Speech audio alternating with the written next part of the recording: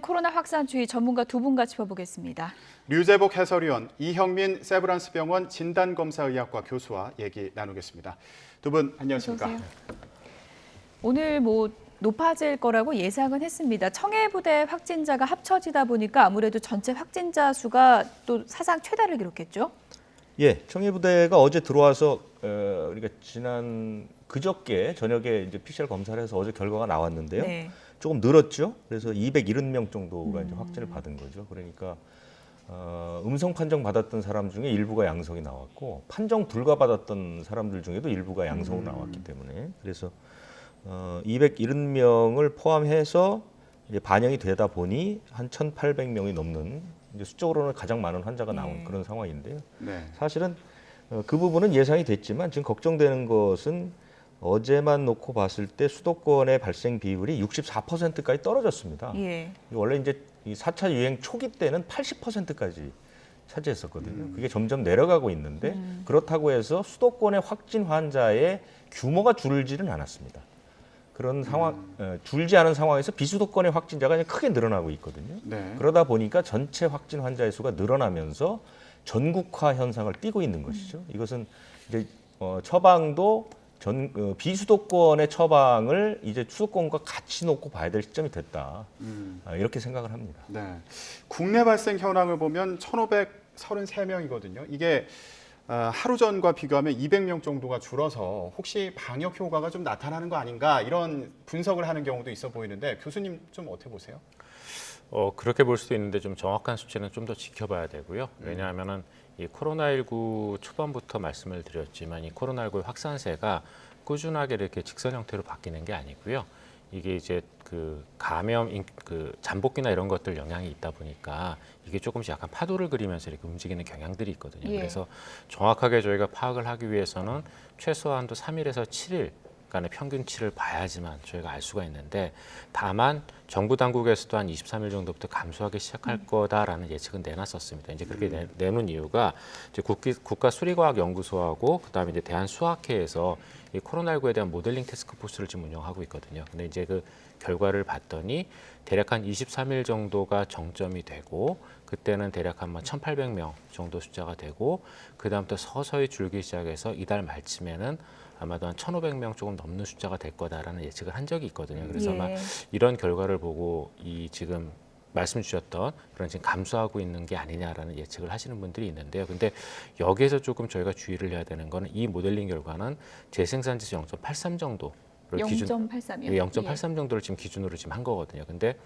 여기에 지금 두 가지 요인이 지금 더 들어가 있어야 됩니다. 하나는 그 델타 변이 확산 속도. 왜냐하면 델타 변이 같은 경우에는 감염력이 분명히 기존의 코로나19 변형에 비해서는 굉장히 높거든요. 여기에 대한 최근 연구 결과들도 많이 나오고 있는데 그러다 보니까 이 재생산 지수가 훨씬 더 높을 가능성이 하나가 있고 그다음에 이제 두 번째는 사회적 거리두기에 대한 그 국민들의 순응도가 얼마나 될지 여기에 따라서도 또 역시 많이 바뀌게 되거든요. 근데 지난주에 그 이동량 분석을 보시면은 이동량 감소 정도가 한 11% 정도밖에 안 됐었습니다. 근데 저희가 그 대구에서의 어떤 집단 감염 또는 그 이후에 집단 감염 사례들이 있을 때마다 사회적 거리두기를 강화했을 때 이동량 감소가 있었던 부분이 대략 한 20에서 45% 정도까지 떨어졌었거든요. 그래야지만 확 효과가 나타나는데 지금 11% 정도의 이동량 감소 효과로는 그렇게까지 큰 효과가 나타나지 않을 가능성이 있거든요. 그래서 지금 이게 올라갈지 떨어질지는 이번 주 추세를 좀 더 봐야지 알 수 있을 것 같습니다. 네.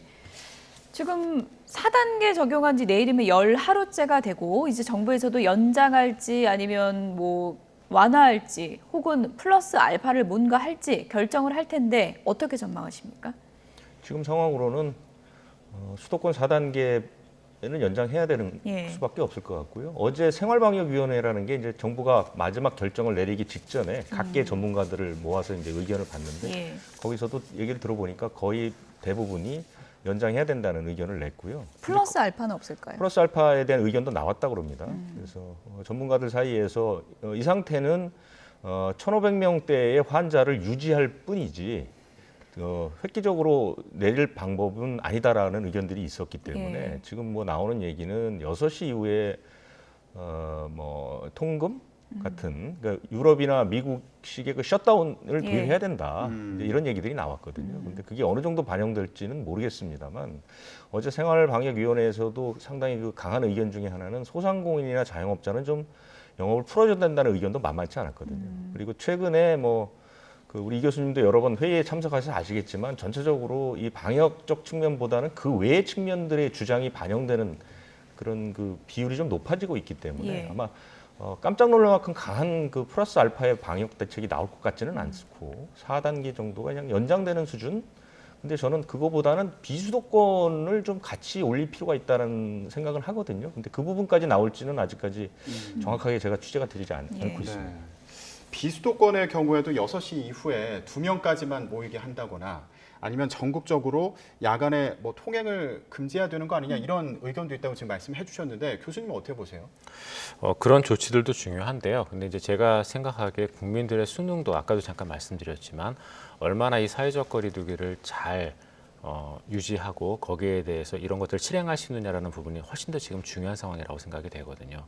지금 많은 분들이 굉장히 그 여러 가지 논의를 하고 계신데 그 중에서 하나가 이 4단계가 얼마나 유지가 돼야 되느냐라는 부분이 있습니다. 근데 여기서 우리가 중요하게 생각해야 되는 거는 4단계를 얼마나 유지해야 되느냐가 중요한 게 아니라 우리가 원하는 정도까지 코로나19 감염이 줄어야 4단계가 풀리는 겁니다. 그러니까 2주를 더 유지할지 한 달을 더 유지할지 이거는 지금 현재 코로나19 확진자 숫자가 얼마만큼 우리가 감당할 수 있는 숫자까지 감소했느냐를 가지고 결정할 문제이지 기간에 따라 걸려있는 문제가 아니거든요. 그래서 이제 많은 분들이 그런 말씀을 주시거든요. 이거 언제까지 할 수 있을까요? 근데 그거는 우리가 얼마나 노력하느냐에 따라 달려있는 거라고 저는 생각을 합니다. 예. 그래서 이거는 저희가 뭐 처음에도 얘기를 했지만 짧고 굵게 가야 된다. 왜냐하면 너무 피해가 크기 때문에 길게 갈 수는 없거든요. 근데 그렇게 가려면 국민 모두가 여기에 대해서 진짜 수능을 하고 다 코로나19 확진자를 줄이겠다는 생각을 갖고 계셔야지 지금 현재 나오는 정도로도 지금 피해가 만만치 않거든요. 그래서 여기에 대한 수능도의 부분, 그다음에 국민 개개인이 이 사회적 거리두기를 어떻게 잘 지킬지에 대한 부분들에 대한 고민들이 좀 같이 있어야 될 것 같습니다. 예. 청해부대 얘기를 좀 해보겠습니다. 장병들 다시 검사를 해봤더니 확진자가 더 늘어서 그러니까 90% 정도가 감염이 됐다고 합니다. 근데 궁금한 게 가족 간에도 사실 걸렸는데 안 걸리는 경우 있는데 여기는 왜 이렇게까지 많이 번졌을까 궁금하거든요. 어떻게 보십니까? 예, 말씀하셨던 것처럼 저희가 이제 그동안 코로나19의 어떤 가장 그 전파 가능성이 높은 그룹을 가족 간 노출로 생각을 했거든요. 그게 국내 같은 경우는 대략 한 10에서 20% 정도, 해외 같은 경우는 논문에 따라 다르지만 한 10에서 한 60% 정도까지 보는데 지금 청해부대 같은 경우에는 거의 이제 90% 정도 감염이 됐습니다. 근데 아마 나머지 10%도 제가 보기에는 잠복기이거나 아니면 이미 지나갔을 가능성이 저는 높다고 봅니다. 거의 안에 계신 분들 다 감염이 됐다고 생각이 되는데요. 이렇게 감염이 커진 이유는 일단은 함선의 특성 때문으로 생각이 됩니다. 왜냐하면 함선이라고 부르는 그 공간 자체는 산밀 환경이 너무나 잘 유지가 되는 그런 공간이거든요. 그러다 보니까 이 안에 확진자가 한 명 있거나 그 안에 감염이 소규모로만 퍼져도 금방 대규모 감염으로 퍼지게 되는 효과가 있습니다. 그런 것들을 작년에 이제 저희가 크루즈 선에서도 봤고 이제 미국의 또 루즈벨트 항공모함에서의 감염 사례로도 봤거든요. 미국의 루즈벨트 항공모함 같은 경우에는 4,500명 정도 있었는데 그 중에 대략 한 뭐 10% 정도 감염됐다고 얘기를 하지만 나중에 항체 검사해 봤더니 거의 60% 정도 감염됐을 거다라는 보고가 있었거든요. 알고 지나간 거였군요. 예, 맞습니다. 그래서 이러한 함선 안에서의 감염이 있는 경우 굉장히 대규모로 퍼질 가능성이 높을 수밖에 없거든요. 그래서 청해부대도 역시 마찬가지로 처음에 이제 제대로 인지를 못하고 그 시간 대응할 수 있는 시간을 놓치니까 산밀에 의해서 감염이 대규모로 순식간에 퍼진 걸로 생각이 됩니다. 일각에서는 워낙에 공간도 좁고 밖에 나가서 운동도 못하고 하니까 좀 면역력이 떨어질 수밖에 없는 환경 아니냐 이렇게도 얘기하던데요. 예, 그럴 수도 있는데요. 근데 이제 배 안과 같이 제대로 환기가 안 되고 바이러스가 고농도로 계속 유지될 수밖에 없는 환경에서는 아무리 젊은 사람이라 하더라도 감염될 가능성이 높아지거든요. 네. 전체 301명 가운데 270명, 그러니까 부대원의 90%가 확진 판정을 받은 상황인데 아무래도 환기가 안 되는 환경이 영향을 좀 미친 거 아니냐 이렇게 얘기를 해주셨고요. 그러면 남아공발 베타 변이 가능성도 얘기가 있는데 지금 변이 바이러스 여부에 대해서는 아직 검사 결과가 안 나온 상황인가요? 예, 맞습니다. 이제 변이 바이러스 여부가 검사 결과가 나오려면 대략 한 일주일 정도 시간이 걸릴 걸로 생각이 되는데요. 근데 이제 중요한 게 이 청해 부대가 있는 아덴만 같은 지역은 지금 전 세계적으로 가장 경제적인 어떤 환경이 안 좋고 그다음에 사회적으로도 불안한 환경이거든요. 그래서 그 주변에 있는 국가 중에 소말리아나 이디오피아 같은 경우에는 인구 100만 명당 검사 건수가 뭐 거의 10,000건에서 25,000건 정도밖에 안 이루어집니다. 그러니까 거의 검사도 못하는 그런 환경이거든요. 예. 당연히 그러다 보니까 그 지역에 어떤 바이러스가 도는지에 대한 정보도 전혀 없고 그래서 국내에서의 데이터가 나와봐야지만 저희가 알 수 있는데 분명히 아프리카 지역의 우세한 그러한 변이종에 의한 감염도 저희가 배제할 수는 없는 상황이라고 생각이 됩니다. 예. 어디서부터 시작됐을까? 국방위 소속 의원이 이런 얘기를 했습니다. 최초 감염자가 조리병이기 때문에 거기서 시작됐을 가능성이 제기되고 있다라고 하는데 가능성이 어느 정도일까요? 이제 아직 역학조사를 본격적으로 하지 않아서 좀 조심스럽긴 하지만 예. 지금까지 보고된 바만 보면 예. 그럴 가능성이 있죠. 증상이 제일 먼저 나타났기 때문에 예. 그런 것이고요. 그럼 그 조리병은 어떻게 감염됐느냐? 이제 그 문제도 조사를 해봐야 되는데 한계가 있을 것으로 보입니다. 왜냐하면 그 바이러스를 가지고 들어왔던 그 조리병에게 전파시켰던 사람을 조사하기는 지금 어렵거든요. 그건 틀림없이 이제 현지인으로부터 왔을 테니까요. 첫 번째는 거기에 이제 도선사가 들어왔다는 거죠. 그 현지인 도선사. 그 도선사가 전파를 시켰을 가능성이 있고요. 두 번째는 이제 군수품 같은데 바이러스가 묻어 있을 가능성이 있는데 그건 저 중국에서 그 냉동식품 뭐 이렇게 물품 배달 받았는데 감염돼서 뭐 혹시 묻어 있는 거 아니냐 뭐 이런 얘기가 많았는데 그 가능성은 사실은 의학적으로는 굉장히 떨어진다고 볼 수 있고요. 세 번째는 누군가 뭐 현지인과 접촉을 하지 않았느냐. 그런데 일단 국방부 발표는 그 승조원 가운데 현지인과 접촉한 사람은 없다고 합니다. 예. 그러니까 이제 어떤 경로인지는 좀 조사를 해봐야 될 것 같고요. 그런 가능성이 있었고, 근데 이제 문제가 되는 것은 그게 아니고 이 교수님이 얘기한 것처럼 증상이 나타났는데도 불구하고 10일 넘게 방치했다는 그 문제가 가장 큰 것이겠죠. 예. 지금 10일 넘게 방치한 부분에 대해서 지적을 해주셨는데 이게 초기에 오진을 했기 때문에 문제가 더 커졌다 이런 지적도 있는 상황이거든요.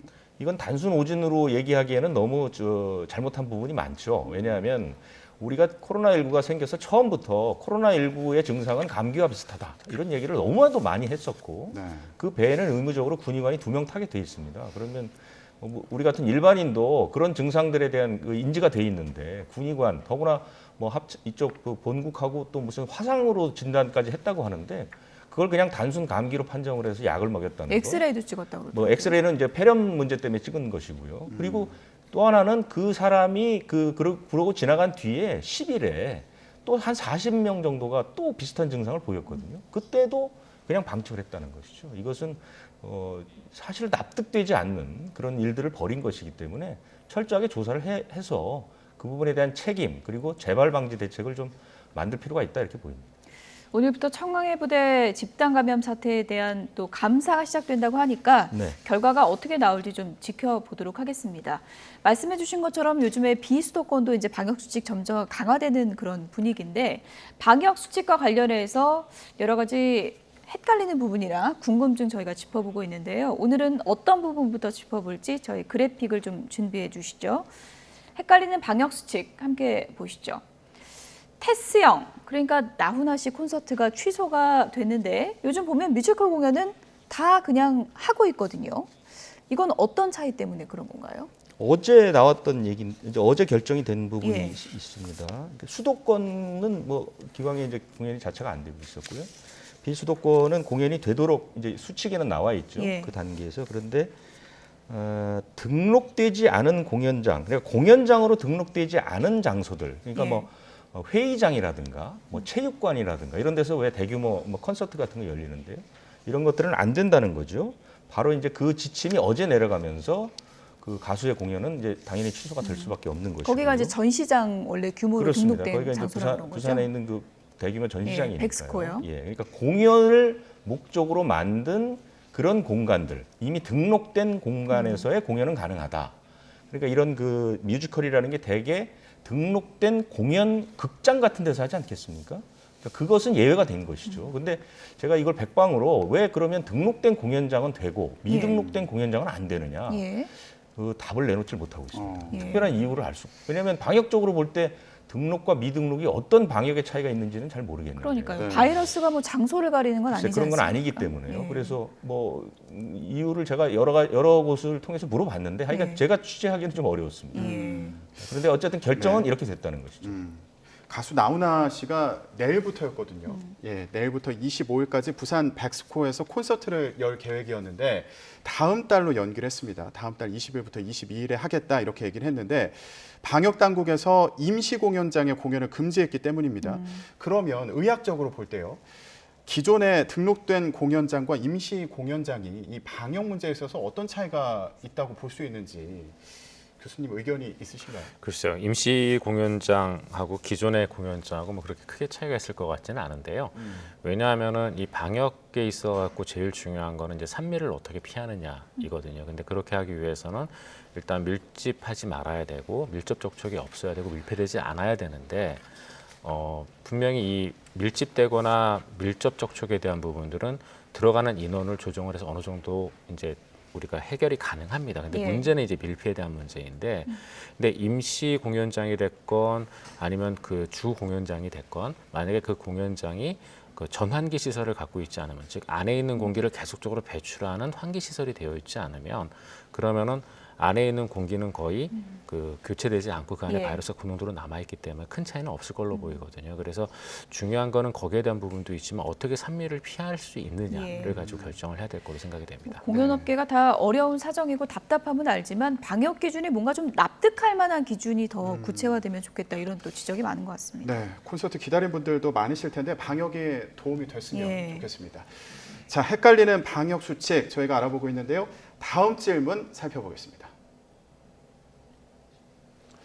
네, 아스트라제네카와 그리고 화이자 백신을 교차 접종한 후에 심정지 사망 사례가 나오고 있는데 교차 접종하는 게 정말 안전한 건가요? 예. 이런 질문입니다. 예, 저희가 이 질문을 준비한 이유는 청와대 그 게시판에 국민청원 게시판에 올라온 글 예. 때문인데요. 안타까운 사연이더라고요. 예, 그렇습니다. 저희가 내용을 준비했는데 좀 보여주실까요? 네, 아내가 지난 6일에 교차 접종을 한 후에 8일쯤부터 구토와 설사, 가슴 조임, 또 몸살로 병원에서 치료를 하다가 심장 수술을 했지만 현재는 심정지 상태에서 목숨을 이어가는 중이다. 그런데 40대고요. 또 기저 질환도 전혀 없었다고 합니다. 그래서 더 황당한 상황이라는 건데 지금 아내를 다시 볼 수 없을까 봐 눈물이 앞을 가린다. 이런 글이 올라왔습니다. 어떤 상황으로 볼 수 있을까요? 일단 굉장히 뭐 안타까운 예. 상황이라고 생각을 합니다.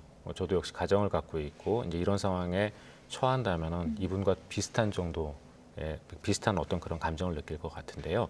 근데 지금 현재 교차 접종에 대해서는 사실 그간 여러 가지 논란이 있었지만 교차 접종의 안정성에 대한 평가가 사실 그렇게 많이 되어 있는 건 아니거든요. 왜냐하면은 교차 접종에 대한 그동안의 평가는 굉장히 소규모 그룹으로만 되어 있었습니다. 다만 현재 교차 접종이 우리나라만 하는 건 아닙니다.